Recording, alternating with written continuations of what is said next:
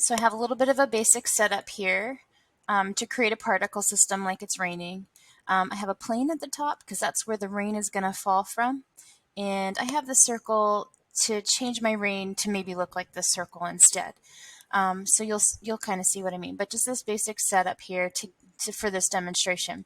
So I want to click on this plane because I want the particle system to fall from that plane. And we are learning particle systems, and that's this tab right here that says particle properties if you hold your mouse over it long enough. And I want to add a particle system.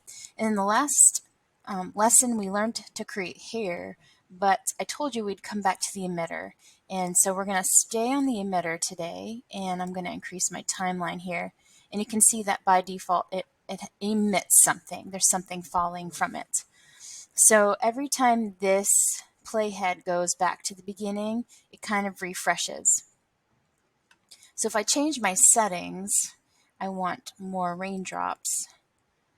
You don't see it happening until it starts all over again.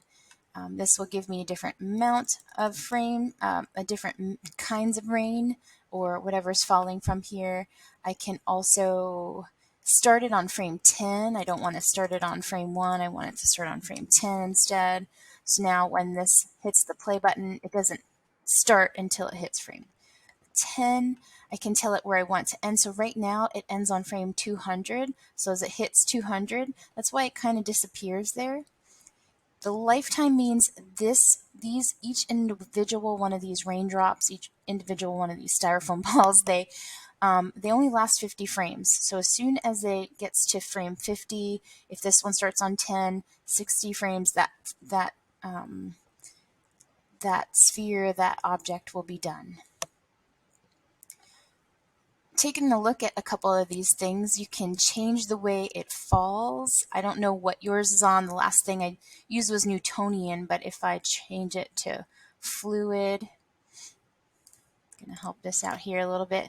It falls a little bit differently now because I checked on fluid, and then I can change the mass and the stiffness and the viscosity as I get through that. There's some Brownian I can change, which changes its float life and the way it falls. The damp will make it a little bit more floaty-like. It's too much damp. So I'm going to stop this. But it does fall lighter. It's a little bit slower.